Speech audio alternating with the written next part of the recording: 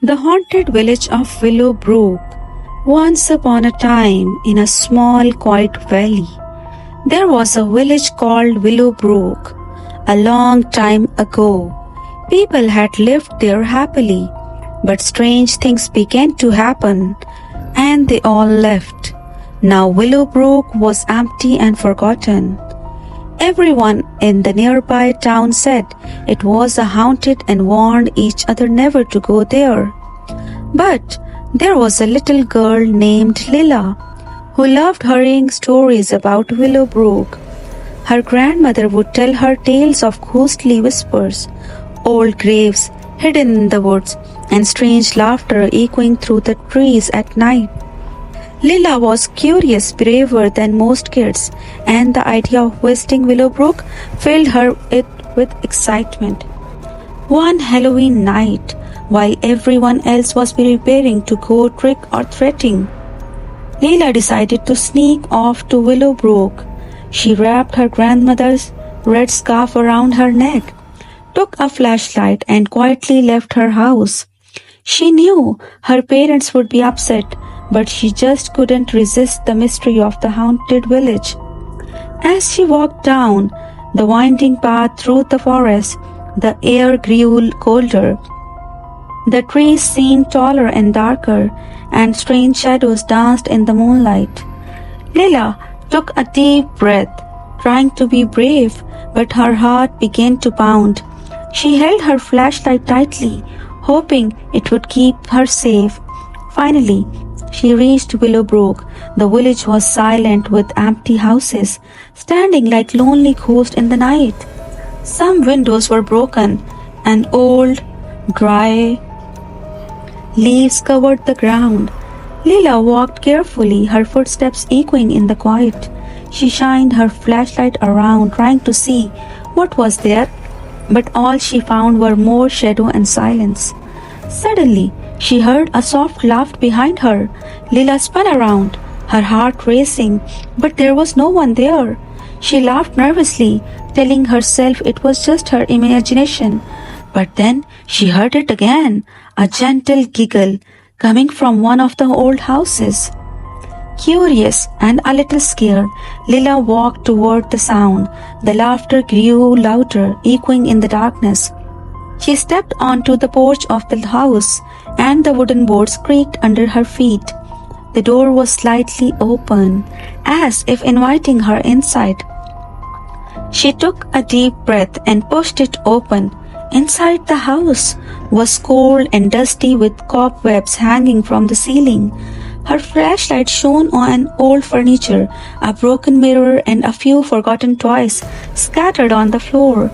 Suddenly, she saw a movement in the corner of her eye. She turned her flashlight and gasped. Standing there was a little girl about her age, with pale skin and big, sad eyes. She wore an old-fashioned dress, torn and dirty. Her hair was tangled. The strange girl smiled, and it was the same smile Lila had heard in the laughter. "Hello," the girl said softly. "I am Mary. Do you want to play?" Lila felt a chill go down her spine. She wanted to run, but something about Mary more made her stay. She nodded slowly, and Mary's eyes lit up. She looked Lila's hand and led her through the house, down a narrow hallway. At the end of the hallway was a small room filled with old toys, dolls with cracked faces, teddy bears with missing eyes, and broken blocks scattered across the floor. They sat together playing with the toys. At first, it was fun, and Lila almost forgot she was in a haunted village. But soon she noticed strange things. When she looked away, the dolls seemed to move. The room grew colder, and shadows danced on the walls. Mary's laughter grew louder, echoing strangely. Her face changed, becoming sad and distant. "I have been waiting for a friend for a very long time," she whispered. Lila felt a chill again. She remembered her grandmother's stories about Willowbrook, about how a little girl named Mary had disappeared there years ago. and was never found. Lila's heart begins to race. She realized that Mary wasn't a regular girl. She was a ghost, still waiting for someone to play with her. I should go home now, Lila said, standing up slowly. Mary's smile faded and her eyes grew sad again. Will you come back? She asked softly. Lila nodded, feeling a little sorry for Mary. Maybe, she said, hoping it would make Mary feel better. With one last look at her ghostly friend, Lila turned and hurried out of the house. She ran through the empty Lila village, not stopping until she was back on the path to her home. The shadow seems to follow her, and she could still hear Mary's laughter faintly behind her. When Lila finally reached her house, she looked back towards Willowbrook. The village was dark and silent again.